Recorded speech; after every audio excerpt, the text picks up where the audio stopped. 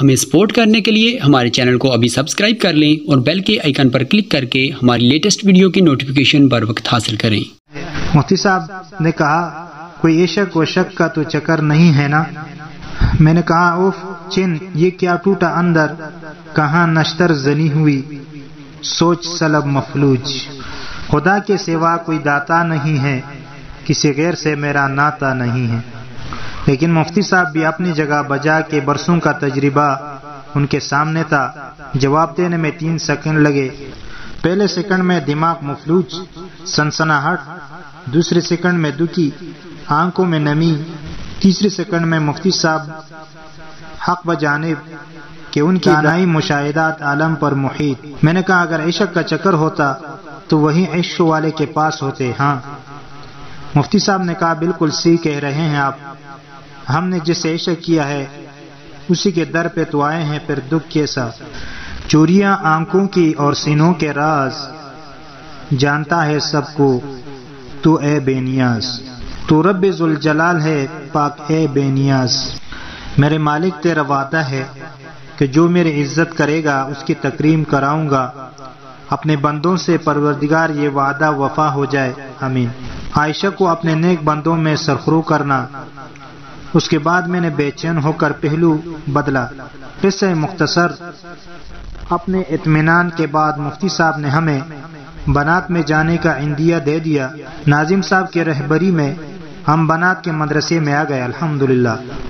تا جس کا انتظار وہ شاہکار روبرو۔ ناظمہ صاحبہ نے ہمارا پرتپاک استقبال کیا، اپنے آفس لے گئی جہاں مفتی صاحب کی اہلیہ پہلے ہی سے تشریف فرما تھی۔ مفتی صاحب کی اہلیہ نے کہا بیٹا مدرسہ آنے پر میں آپ کو خوش آمدید کہتی ہوں، آپ کے مسلمان ہونے پر اپنی پوری مدرسے کے طالبات کی طرف سے آپ کو مبارکباد دیتی ہوں۔ انشاءاللہ آپ ہمیشہ ہمیں اپنے قدم و ہمراہ پائیں گی۔ ابھی آپ تکی ہوئی لگ رہی ہیں، بے فکر ہو کر منہ ہاتھ دھوئے، کانا کھائے۔ میں آپ کی ماں اور یہ سب مدرسے کے طالبات آپ کی بہنیں ہیں، آرام کرے۔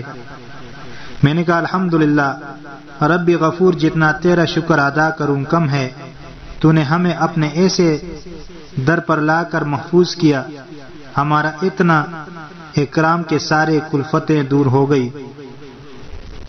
تحفظ کا یہ اندازہ، یہ تیرے کرم کا ہے فیصلہ، یہ میری بساط کی بات نہیں، یہ میری بساط سے بڑھ کر ہے۔ عائشہ کے پختہ یقین کو جلا بخشی ہماری دینی ماں نے چند تخصص کے بہنوں کو ہدایت کی کہ اپنے ساتھ رکھو۔ ان بہنوں کو کمرے میں جاتے ہی وضو کیا اور سیدھے شکر بجا لائے۔ سب بہنیں اس طرح کل مل گئی کہ معلوم ہی نہ ہوتا تھا کہ آج ہم اس ادارے میں نئی آئی ہیں۔ نماز پڑھی، کھانا کھا کر جب سوئے تو ایسا سوئے کہ 3 سال کی تکن اتر گئی۔ سو کر اٹھے تو حیرانگی سے اپنے سراپے کو دیکھتے رہے کہ الحمدللہ ہم تو ہر طرف سے مسلمان ہیں۔ کیا نمازیں، کیا قرآن، کیا روزے اور کیا تہجد، جولیاں بر بر کے مالک نے دے دی۔ قیدی روح اپنے آقا کے آگے آزاد وجودی سر سے بسجود تھی، الحمدللہ۔ تفکرات سے بے نیازی۔ مغرب کی نماز کے بعد ناظمہ صاحبہ نے اپنے پاس بلایا۔ دن کی ناظمہ صاحبہ جا چکی تھی اور رات کی ناظمہ سے ملاقات ہوئی۔ وہیں پر آفس میں ناظمہ صاحب کے ساتھ ایک خاتون بھی تھی جو ہم سے خاص طور پر ملنے آئی تھی۔ بڑے محبت سے ملی۔ جب ہمیں انہوں نے گلے سے لگایا تو باقاعدہ طرفین کو یہ محسوس ہوا کہ ماں نے جنم دیا کوکھ سے، پر احساس محبت کا جاگا ہے یہاں سے۔ اس خاتون کا پیار و محبت اور اکرام جس طرح حقیقی ماں کا پیار نظر میں نہیں ہوتا، بالکل اسی طرح ان کا اکرام محبت نظر سے کہیں اوپر تھا۔ ایسے معلوم ہوتا تھا جیسے یہ سب ان کو کرنا ہے، ہمارا تو حق ہے ان پر۔ سوچ کے قد کی کوئی قید نہیں تھی، بس اس سے آگے ان کے لیے کوئی الفاظ نہیں۔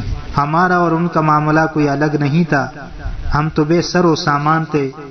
ایک ہاسٹل میں رہنے کے لیے بیٹی کو کس کس چیز کی ضرورت ہوتی ہے وہ سب اس خاتون کے نظر میں تھا۔ ہمیں اب کس چیز کی فکر نہیں تھی۔ چند اور بھی مخیر حضرات جو بڑی سرعت کے ساتھ آگے بڑھے، ہمارے تخیل سے بھی آگے۔ بنات کا مدرسہ کھانے اور رہائش کے اخراجات کی مد میں ہر بچی سے کچھ فیس وصول کرتا ہے، جو کہ اخراجات کے مقابلے میں کہیں کم ہوتی ہے۔ کیونکہ یہاں کے ایئر کنڈیشن کمرے، پلنگ لاکر، قالین وغیرہ ملکی اور غیر ملکی لڑکیوں کو میسر ہے، لیکن ہمیں کبھی فکر نہیں ہوئی کہ سب کون کرے گا۔ اللہ کے اکرام کو آنکھوں سے دیکھ رہے تھے اور بس۔ اللہ نے ہمارے سارے تفکرات تو مدرسہ اور مفتی صاحب کے ذمہ ڈال دیے تھے، لہٰذا ہمارے لیے چین ہی چین تھا۔ محسن مفتی صاحب، مفتی محمد نعیم صاحب جاندیدہ شخصیت ہے، ان کو معلوم تھا کہ اب حالات کس کروٹ جائیں گے، لہٰذا انہوں نے اب اسی زاویے پر سوچنا شروع کر دیا تھا، اور ہم نے مدرسے میں اپنی تعلیم کا آغاز کر دیا ہر فکر سے آزاد ہو کر۔ لیکن ابھی عشق کے امتحان تو اور بھی ہے۔